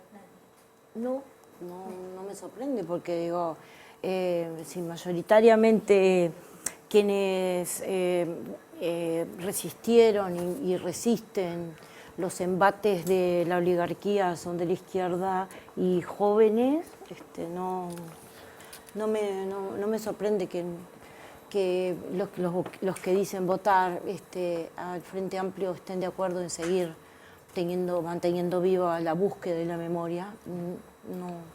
Para mí no me sorprende. A mí me da mucha curiosidad, capaz ya dejarte plantear una pregunta, Santiago. Vos militás en el Partido Nacional, está bien, ¿no? Por curiosidad, ¿cómo ha sido tu trabajo de cara a persistir en la búsqueda de verdad, memoria y justicia dentro del Partido Nacional? Y si lo valorás como algo positivo, capaz la posibilidad de haber movilizado jóvenes hacia esa lucha desde ese espacio político partidario. Capaz que Álvaro quiere decir algo, pero que quede planteada la pregunta. Santiago. ¿Sí? Primero, por el deber ser, porque lo creo correcto y lo que hay que hacer. Y segundo, porque he tenido total libertad para hacerlo. Y no he tenido ni resistencias, ni trabas, ni de ningún tipo. Es cierto sí que en mi partido, por el propio trayecto de la historia, en muchos capítulos tuvimos peleas internas grandes por las decisiones de los principales liderazgos, sobre todo la salida de la dictadura, que generó rupturas grandes dentro del partido. En un partido como el mío, además, de muchos afectos y de muchos vínculos personales muy fuertes, generó peleas grandes entre amigos, hermanos, familiares y demás. Y de alguna forma, cuando el referéndum de la ley de caducidad, con el resultado que tuvo, me da la sensación que humanamente el partido entendió que el tema estaba laudado, y la realidad fue que por la vía de los hechos en la gente no estaba laudado el tema. Y estuvo muchos años en omisión o en silencio el tema para no despertar viejas heridas entre nosotros. Con esto me refiero particularmente a la salida de la dictadura, al pacto de Club Naval, y me refiero a la ley de caducidad que la cargó en sus hombros Wilson y que además creo que murió de caducidad Wilson. Pero eso generó dentro del partido, después con el referéndum y demás, divisiones muy grandes. Y creo que eso fue lo que llevó a que el tema estuviera en latencia, digamos, muchos años, y que no solo yo, sino otra cantidad de compañeros también decidimos que no solo el partido tenía una historia de la que enorgullecerse, la resistencia a la dictadura, sino que además tenía que ser una voz que aportara también al esclarecimiento y que más gente de distintas partes y distintos sectores a los que el partido llega y de repente otros partidos no, se sensibilizara con la causa. Por supuesto que si además colaboro por mi generación, por mi edad, etcétera, etcétera, que gente joven que de repente en otros emisores de mensajes no le llegan y así lo hago yo, es un orgullo y es parte del deber ser. Santiago, para profundizar, perdóname, quedaron un par de cosas que Perdón me por lo interesan. largo, ¿eh? Estás loco, ¿no? Estamos para eso, para charlar. Cuando hablas del pacto de Club Naval y bueno, hay que recordar que Wilson fue proscripto para esas elecciones, ¿no? Del 84, y luego defiende él la ley de caducidad con los argumentos de pacificar el país y lograr una transición en paz. Pero dijiste algo que me parece simbólica y concretamente muy fuerte. Wilson, para vos, murió de caducidad. ¿Cómo es eso? Wilson carga con la ley de caducidad, digo, esto capaz que era mejor que lo contara Gerardo, pero Caetano. Pero Wilson carga con una ley bajo la amenaza de otro golpe de Estado. Wilson carga con la ley de caducidad eligiendo el mal menor, sabiendo las consecuencias terribles de lo que incorporaba la ley de caducidad. y creo que eso lo enfermó. El cáncer que se agarra Wilson creo que tiene mucho que ver con la responsabilidad que cargó por haber llevado adelante la ley de caducidad, quizás por haber tomado una decisión dificilísima, siendo el líder nacional que era, no trascendía las fronteras del Partido Nacional, y sabiendo que era quizás en los titulares una mancha que se iba a llevar para su vida, y se enfermó y murió muy rápidamente, y cambió la historia del país a través de ese hecho. Por supuesto que esto nace varios capítulos antes, ¿no? Pero también el Pacto de Club Naval proscribe a Wilson casi en exclusividad, no únicamente, pero era la bala de plata. Si no estaba Wilson arriba de la mesa, no había pacto. Yo no estoy acá para juzgar las decisiones que tomaron otras personas hace 40 años y también sigo pensando que discutiendo sobre estos temas no vamos al fondo del asunto y no nos vamos a poner de acuerdo, vamos a tener posturas distintas. Yo tengo la mía y la defiendo, pero creo que no nos vamos a poner de acuerdo y que hay cosas mucho más importantes sobre las que todos sí podemos estar de acuerdo, y es que si todavía hay casi 200 uruguayos que nunca volvieron a su casa, todos deberíamos aportar nuestro granito de arena y tener la grandeza espiritual de las cosas sobre las que no nos podemos poner de acuerdo, dejarlas por lo menos para conversar en otros ámbitos. Wilson Sereñi y Jorge Valle, ¿no? Son las grandes figuras políticas proscritas a partir de aquel pacto. Pero bien, solo para señalarlo de pasada, y evidentemente profundizaremos por los caminos de lo humano y de que este es un tema de derechos humanos. Si bien veíamos recién en la gráfica que hay una vinculación a las preferencias o los sentires políticos partidarios, pero estábamos con el panel. Mencionar alguna cosa. A ver, iba a preguntar otra cosa, y igual hago un paréntesis con esto que acaba de plantearse, porque a mí me parece súper importante que se mantenga un espíritu lo más amplio posible en esta batalla. Claro. Y lo digo, me toca conocer a las dos familias. En el caso de tu abuela con Matilde, militamos por esa causa. Entonces, no puedo pensar otra cosa que no sea abrir mucho los brazos, la cabeza, el corazón y sumar. Y me parece que ha sido el espíritu siempre de esta causa. Pocas causas en Uruguay en ese sentido han dado ese tono, ¿no? de amplitud, y bueno, ese es un reflejo que hay que pensar por qué ocurre, y me encanta el foco que se ha puesto en varias partes del programa con respecto al tema de la juventud, ¿no? Y de cómo es mentira que desde las nuevas generaciones se niegan estos procesos. Igual se habló mucho, no sé si pudieron escuchar el bloque anterior, se habló mucho de este asunto de que los jóvenes suelten estas causas, y en el caso de ustedes dos es muy fuerte, porque ustedes cargan con una mochila que no deberían cargar.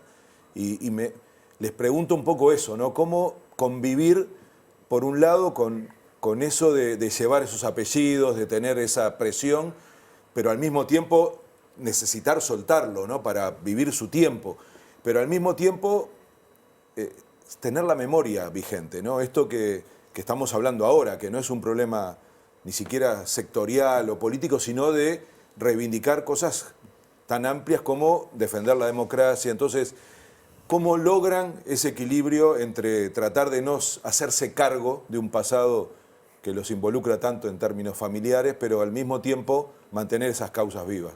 Empezamos por Beatriz en este caso. Yo no lo siento como una mochila el pasado que tengo, es el pasado que me tocó. No elegí nacer en la familia que tengo, estoy muy orgullosa. Por un lado, capaz que sí, es como, qué montón, pero no lo vivo como una carga, como si estuviera con una piedra que tuviera que soltar y que me esté pesando. O sea, lo vivo con mucho orgullo. Yo estoy muy orgullosa de mi abuelo, estoy muy orgullosa de mi abuela, estoy muy orgullosa de mis tíos, de mi viejo, de mis hermanos, de mis primos, de la familia que me tocó vivir. A veces, claro, a veces es como, en realidad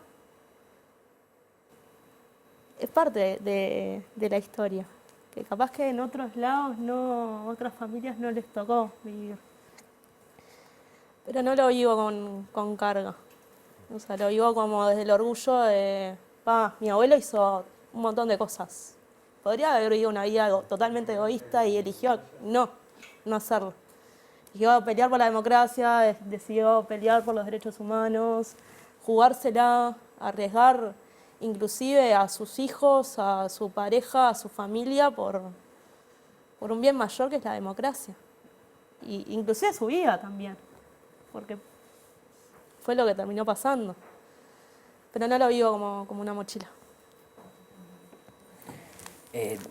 Comparto 100%, siempre partir además por la lógica de lo positivo, del orgullo de pertenecer, pero sí con un sentido de responsabilidad importante, porque también, por algo también nosotros nos sentamos acá y nos toca estar en algunos lugares y decir lo que pensamos y tratar de contagiar o tratar también de barrer algunos prejuicios. Entonces el sentido de responsabilidad que viene con el apellido y con la elección de vida que uno toma. Nosotros podríamos elegir no tener una vida pública y no hacer nada al respecto.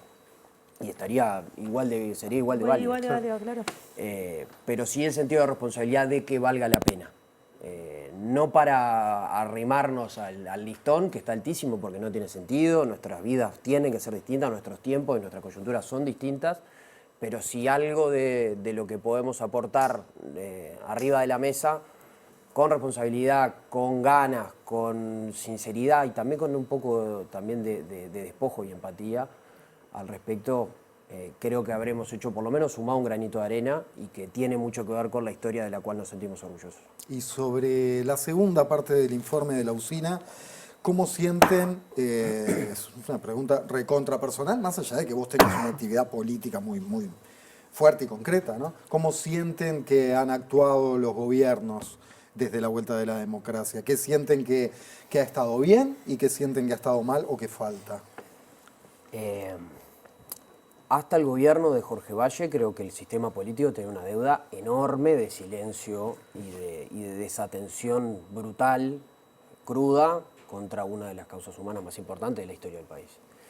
Y a partir de ahí entiendo que la sucesión de gobiernos, primero con la Comisión para la Paz de Jorge Valle y después los sucesivos gobiernos de Frente Amplio, lograron que por lo menos la búsqueda de desaparecidos, las excavaciones y demás, se transformara en una política de Estado. Y me parece que ese pacto positivo quedó sellado en este gobierno. No cambió nada. Seguimos buscando y seguimos tratando con sus matices, con los matices discursivos, con lo que se quiera, con distinto manejo del uso de documentos y de información, también eso es así. Pero creo que se selló una política de Estado de la cual todos quisiéramos que diera más resultados. Ahora, también sabemos que una parte importante de la verdad vive en personas, y en personas que no tienen ningún incentivo ni humano ni espiritual para colaborar. ¿Qué es que no tengan ningún incentivo? ¿Qué incentivo sentís que podríamos darle como sociedad o que podrían darle los gobiernos? Parto de la base de que son malas personas, que hicieron crímenes horribles de los cuales no se arrepienten, y que en algún punto, lamentablemente, por la vida de los hechos, verdad y justicia se miran de frente y dicen, pasás vos o paso yo. Claro, el miedo a ir preso o mandar preso a compañeros de la época. Eso no solo el miedo, sino que personas que están viviendo los últimos años de su vida con cero culpa o con ningún tipo de arrepentimiento sobre lo que hicieron, o mucho peor, con un justificativo mentiroso y banal, que es que estaban defendiendo a la patria, sabiendo que pueden terminar sus últimos años presos o por lo menos condenados, me parece que no hay nada que sacando de arriba de la mesa, que humanamente y espiritualmente no tienen ningún reparo.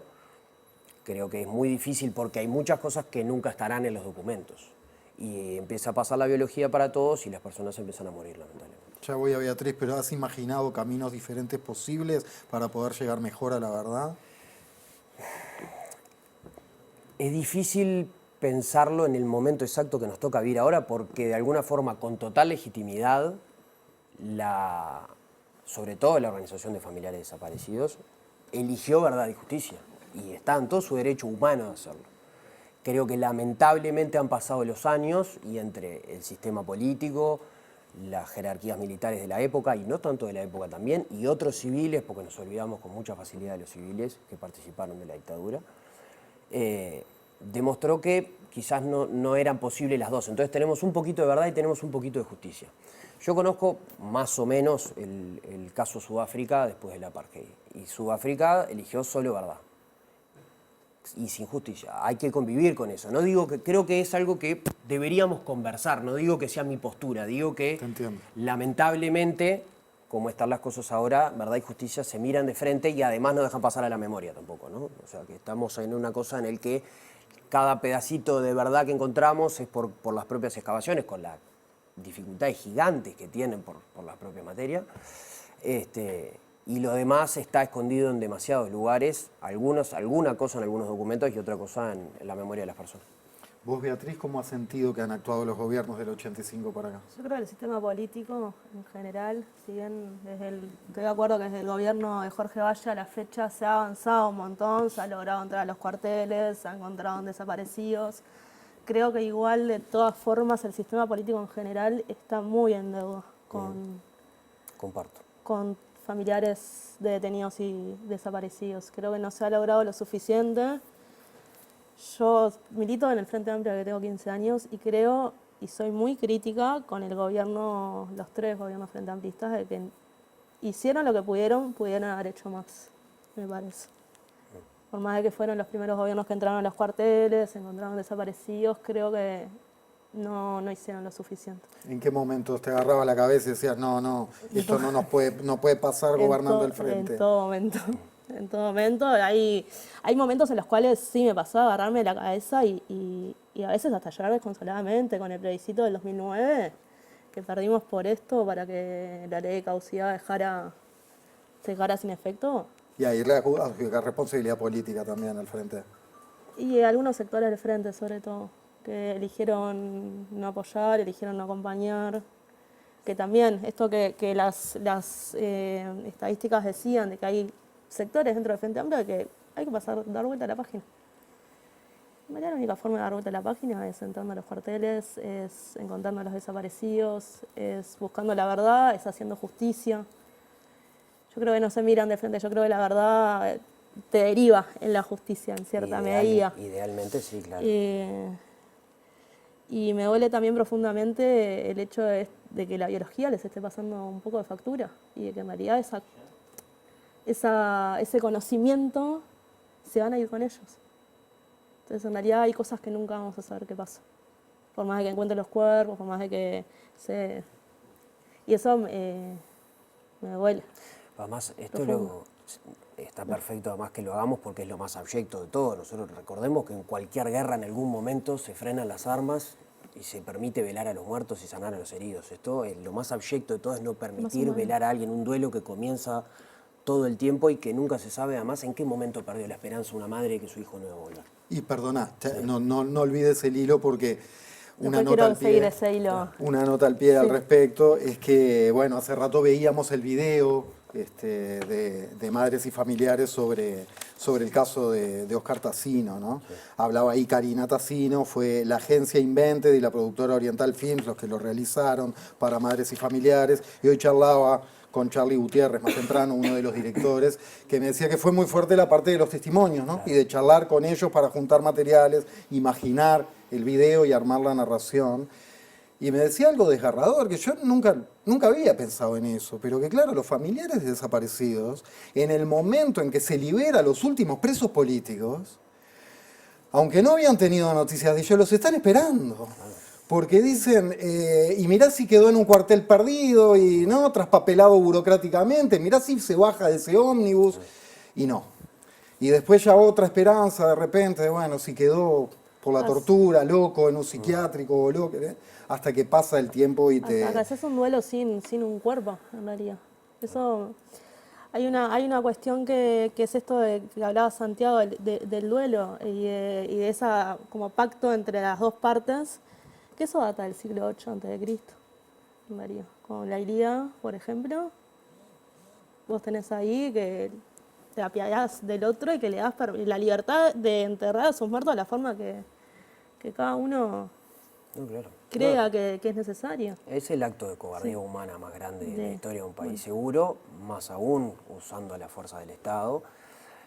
Pero además, lógicamente, y está bien, no, pero es entendible que pase también, detrás de los desaparecidos quedan muteadas muchas historias de dolor, de persecución, de exilio, de torturas, de jóvenes presos por pintar una pared o por repartir un volante que nunca agarraron un fierro en su vida muchas familias destruidas, muchas historias cambiadas. En Uruguay se decía qué se podía leer, qué se podía escuchar, palabras que no se podían decir, se clasificaba a los ciudadanos A, B, C, D, O, según sus ideas.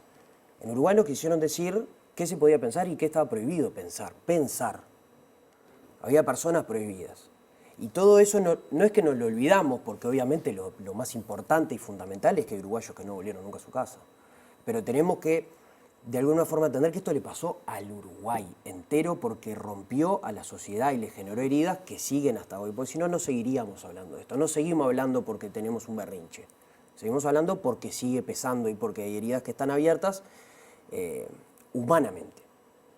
Cuando cada vez que de esto se mete fulano de tal con su bandera política por de frente, se empieza a enturbiar y es lo que genera esas gráficas que vimos. Que según quién votan a quién, me parece que la causa es más o menos importante, porque al final lo que dice es eso. O si hay que pasar de la página, o no sé, le llamamos coloquialmente así. Que eso es culpa por acción u omisión de los partidos políticos, en su conjunto. Yo creo que un gran acierto que tuvo la Marcha del Silencio es que no se embandere con ninguna consigna, ningún sector político, ni nada por el estilo. O sea, hoy hablaba con mi viejo, fue uno de los que organizó la primera marcha con mi tío Felipe, con mi tío Chicho. Y justamente hicieron énfasis en eso, en que trascienden los partidos políticos y que en realidad debería de trascender y que eso fue lo que quedó. Vos vas a la Marcha de Silencio, no ves una bandera, ni del Frente Amplio, ni del Partido Nacional, ni del Partido Colorado, ni siquiera ves banderas de Uruguay. Gente marchando por una causa que es superior a cualquier nación, a cualquier partido político, a cualquier pensamiento que vos tengas. Entonces eso es lo que debería estar primando. Y creo que en realidad ahí el sistema político sigo sosteniendo que está muy en deuda con este tema. O sea, es muy difícil pasar la página si vos estás duelando un cuerpo que no está y que no sabes lo que pasó y que no tenés forma como de explicarle. Santiago y yo tenemos la posibilidad y tenemos el privilegio de saber lo que pasó con nuestros abuelos y con nuestras familias en ese momento.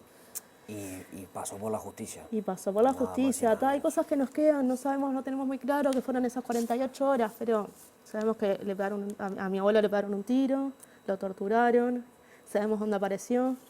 La familia de Julio Castro, por ejemplo, siempre creyó o sea, la familia no, la sociedad entera creyó que lo habían matado un mal golpe en el patrullero y en realidad apareció con un tiro en la cabeza. Sí. Entonces, eso también es parte de la memoria, eso también es parte de la verdad y que pueda derivar en la justicia. Necesariamente. Recién decía Beatriz, mi viejo fue uno de los propulsores con mi tío Felipe. Para no saltear una generación, simplemente para dar el dato, Beatriz, además de ser nieta de Selmar, es hija de Rafael y Matilde. Santiago, además de ser nieto de Héctor Gutiérrez Ruiz, es hijo de Marcos y Karina. Digo, porque había una generación también hay una generación ahí en el medio, sí. Y se me ocurre, más o menos, calculo. Después, igual al año siguiente, se le pasó la posta a madres y familiares y ya ahí lo organizaron ellos. Más o menos calculo qué argumentos, porque es de lo que estamos hablando acá, pueden manejar ustedes cuando personas de sus diferentes círculos, conocidos, dicen, che, no sé, bueno, yo no sé si hay gente que, siendo ustedes familiares directos, tienen, digamos, un nivel tal de convicción de que hay que pasar la página que se lo digan en la cara. ¿Les ha pasado eso a ustedes? En la cara creo que no. En la cara no, sería mucho también. No, pero sí a veces gente desde la mejor voluntad preguntar. Porque obviamente puede pasar perfectamente. Preguntar, che, ¿y por qué se sigue con esto? Claro, porque con la mejor de las mejores, ¿no? Porque puede pasar a alguien que no tenga cercanía política en general, porque los emisores de este tipo de cosas son actores políticos en general, no políticos partidarios necesariamente, pero políticos, no le lleguen. Nosotros vivimos una era en la que cada uno consume la información que está diseñada para uno mismo, poco menos, los algoritmos y demás, y de repente ve a emisores de mensajes que no tienen que ver con él y no le interesa y nunca formó parte de su historia familiar o de su casa y demás, y que pregunten perfectamente. Mi postura frente a eso es lo más humano posible. Mira si fuera tu hermana, que nunca volvió, o tu viejo, o un amigo, o un primo, lo que sea. Porque al final, y al principio, es eso. Lo demás, todo lo otro es detalles. Lo esencial es un ser querido que no volvió. Que no volvió por pensar como pensaba. O por pintar un muro, ¿eh? Beatriz, sobre esto. Sí, vamos también por la misma línea que Santi. Las personas no las voy a juzgar si no saben o no les interesa. Creo que hay que ir por ese lado, que puede ser un familiar, puede ser primo, hermano, amigo, lo que fuera, y que vos desde ese lugar querés ir a buscarlo, querés saber lo que pasó, querés saber qué onda. Me parece que es importante entrar por ahí. Y la diferencia está en que nosotros podríamos acceder a esa información y no estamos accediendo porque el sistema político no lo... y los militares tampoco. Nos están dejando como acceder a la información. En otros casos capaz que no pasa, es más difícil.